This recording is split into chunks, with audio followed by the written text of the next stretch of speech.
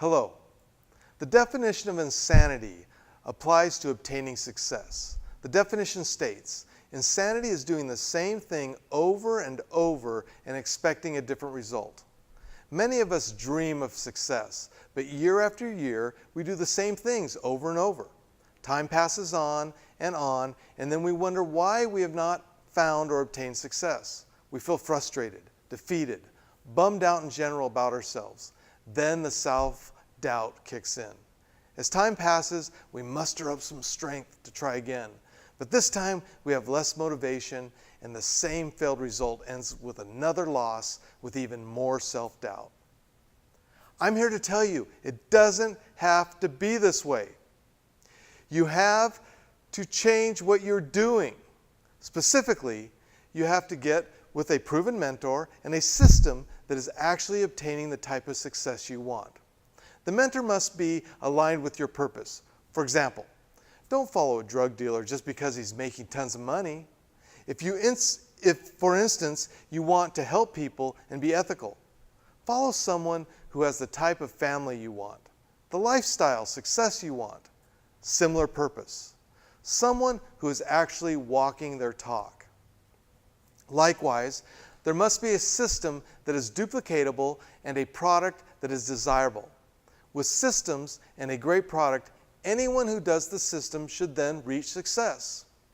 With a good system, you do not have to be a natural or a gifted person. You just need to do and follow the system. Just do it. Got it? Good. This leads me to the main point.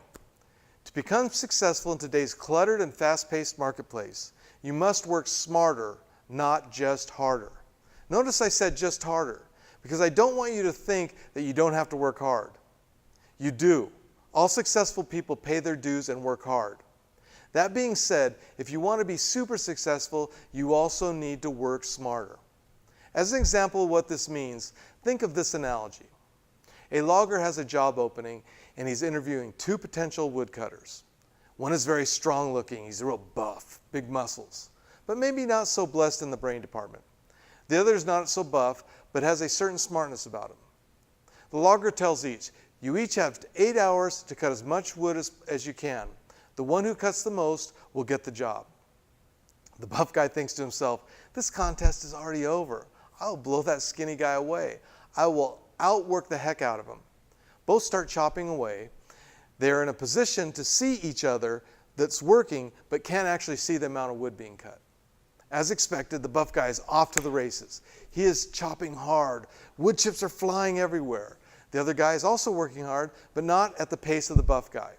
Then after about an hour, the second guy stops cutting and sits down for about 10 to 15 minutes. The buff guy thinks, this is great.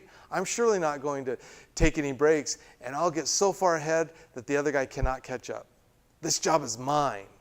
The less buff guy gets started up again, and then at the top of the hour again takes a 10 to 15 minute break. Buff guy thinks, I've got this in the bag. This continues for the entire day. Every hour, a 10 to 15 minute break, while Buff just keeps powering on with no breaks. The 8-hour whistle blows, and it's time to check for results. Buff guy thinks, I've completely outworked the other guy. I've got this job for sure.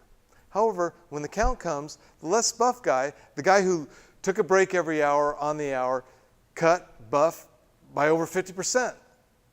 Buff says, how can this be? I'm stronger. I worked harder. Something's wrong here. And there was. The less buff guy said, you may have worked harder, and I too worked hard. However, I also worked smarter. You know, when I took those breaks every hour, once I got to rest and rebuild my energy, but more importantly, I sharpened my blade. With that sharpened blade and regained strength, I easily outcut your dull blade, and that's how I won. So the moral of the story is, it doesn't always matter how hard you work. Yes, you have to work hard. As I mentioned, that is a given. But more importantly, you must work smarter. That is how you gain an advantage. Work smarter than the other guys. How does this translate to you and real balance? How do you sharpen your blade, so to speak? To start with, spend time getting educated. Watch the videos. Get on the conference calls. Read the recommended books.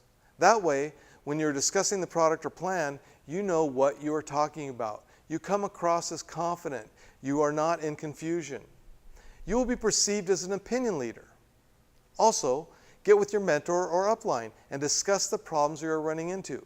Create solutions together. Drill your pitch. Role play. Go back at it and then come back and do the probing again. Come up with new improved solutions. Constantly work to improve.